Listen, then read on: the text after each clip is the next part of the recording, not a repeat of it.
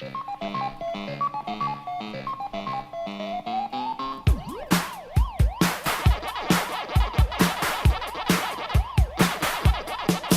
got a pocket full of quarters and I'm headed to the arcade.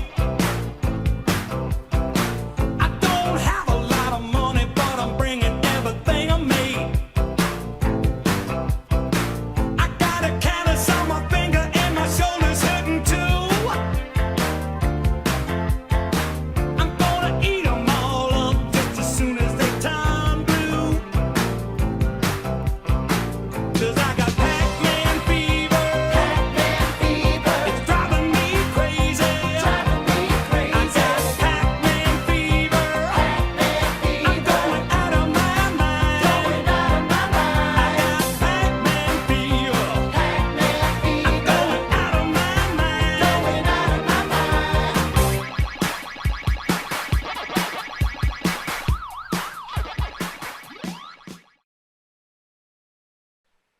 All right, this is Pac-Man for the arcade. One of the first two games that I ever remember seeing, the other being Dig Dug, which I've already explained. I don't really remember which one came first. Could have been Pac-Man, could have been Dig Dug. But either way, I remember seeing this. My first real memory of Pac-Man, even though I might have seen it earlier than that, was as a very little kid at like a Round Table Pizza.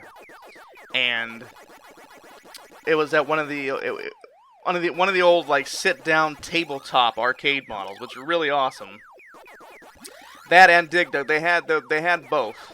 I've seen tabletops of both, and it was really good stuff. Of course, as a little kid, I really didn't get to play this. I think I did get a quarter to play it once or twice, but being really little, I didn't understand what to do. I wasn't good at it. So what I would do for both Dig Dug and Pac-Man is, as a really little toddler, I was totally cool just like pretending. I would watch what arcade games had what is known as an attract mode, where they would show you game footage to entice you to play, to show you what the game's about. And as a little kid, I didn't understand the fact that I wasn't playing. I saw that the game was going, and I was hitting the button or moving the joystick, and I thought that I was making shit happen. So I didn't understand why it would just suddenly end, but I definitely thought, at 3 or 4 years old, that I was making some shit happen. And regardless, these were my earliest memories of gaming, really. As a really little kid, we also had, the first computer experience I ever had was with an old Radio Shack Tandy 2000 or whatever the hell they're called computer with the fucking like green and black screen. And my earliest gaming experiences on a Tandy. Oh, look at that. Super Pac-Man. That's a whole nother story. But my earliest gaming experiences on a home computer were actually a weird little like cassette tape type drive that the Tandy had. And my grandmother bought several different like purely educational games for it, like a math game and a hangman spelling game and whatever. Shit like that. Match the fucking images type game. Memory match, And we had an Atari 2600 at some point, which I've already explained. We only had like 3 games for it. And my arcade memories, of course, were limited. I liked video games. I was fascinated by them. I didn't get to play arcade games that much because my grandmother didn't believe in wasting money giving me quarters very often. But I definitely liked video games. I didn't start loving video games until Super Mario Brothers, until I saw the NES in the late 90s. But as for Pac-Man himself, what I did associate Pac-Man with more than video games, because I didn't get to play it much, was actually a cartoon by Hanna-Barbera. They're in 1982, which I would have been too young to even cognitively watch. They had a Pac-Man cartoon where he had the whole Pac family. There was Pac-Man, Mrs. Pac-Man, Baby Pac-Man. They even had a fucking Pac dog and cat.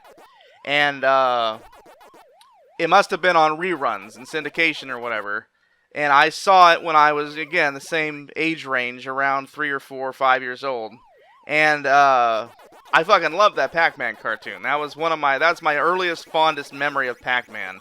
Was that old cartoon, and they had all these ghosts. They had Inky, Binky, Blinky, Stinky, and all the whatever the fuck. And their boss, the ghost boss, was this weird, caped, like Darth Vader-looking motherfucker. Like, not a full mask, but he definitely had some Sith going on. There you go. Not a bad high score, if I say so myself. But yeah, if you've never checked out that Pac-Man cartoon, man, that's something to check out. It bears saying that Pac-Man was, technically speaking, the first video game mascot character, and he was also, outside of Pong in the early to mid 70s, like, Pac-Man was the first game that got, like, crossover appeal. Guys liked it, girls liked it, kids liked it, adults liked it. Everybody fucking loved Pac-Man. Pac-Man was the first game in North America, at least, that really swept the nation. That's where the whole term Pac-Man Fever came from, and it was so big, they even had a shitty song that some band did back in the 80s called Pac-Man Fever, and it was one of those... It was a big hit. It was actually a big fucking hit. And they had Pac-Man merchandise. I wouldn't be surprised if they had Pac-Man toilet paper. They had everything. Pac-Man cartoon, fucking Pac-Man cereal probably, Pac-Man fucking alphabet soup, who knows. And, that was it. By the time that I was getting old enough to really, really remember things in the late 80s, that was, that Pac-Man Fever was not as strong. By the mid-80s, late 80s, when I was getting to be 5, 6, 7 years old, the NES was out, even though I hadn't personally seen it yet. Arcades had moved on. There was bigger and better things, technically, depending on your opinion, like Double Dragon or, Contra R-Type, all that kind of shit. And the Pac-Man was still popular, but it was not nearly, in the early 80s, Pac-Man was it. Pac-Man was the fucking shit. Like, Space Invaders in the late 70s, early 80s was big, but Pac-Man was fucking huge. Pac-Man was the first video game that was fucking huge. It was the first on the Atari 2600. Even though it wasn't a great port, the Atari 2600 port of Pac-Man was, I'm pretty sure, the first official registered, like, million seller game. It sold over 1 million copies on the Atari, because even though it wasn't a great arcade perfect port, it was still the Pac-Man experience, and people wanted to gobble those fucking pellets at home. That was a mind-blowing concept back in 1980-81, whenever it came out on Atari. And so Pac-Man was huge. Pac-Man was a big deal. His star started fading a bit, especially after the mid-80s. The real reason his star started fading, more than any other in the video game realm, was that my boy, the guy who got me from thinking video games were neat to being obsessed with them as a kid, was Super Mario came out. Super Mario Brothers came out. Donkey Kong, Mario's original incarnation, his original appearance, and Donkey Kong Jr., and the original Mario Brothers, where Luigi first appeared, those games were hits, but they weren't big enough hits to, like, unseat Pac-Man in the social consciousness. But by the late 80s, for sure, and into the 90s, like, Super Mario became, arguably rightfully so, like the Mickey Mouse of video games. Like, kids the world over started knowing fucking Super Mario, whereas maybe not everybody could point out Pac-Man. And the Pac-Man franchise lived on in other games, even into the 2000s. There was the Pac-Man World Series, etc., etc. And some of those are pretty good. But the original Pac-Man was the classic, and it's still one of the best fucking games ever made. It's very simple. It's very easy to get into, but not easy to master, that kind of thing. And there you go. That's Pac-Man on the arcade. See you next time.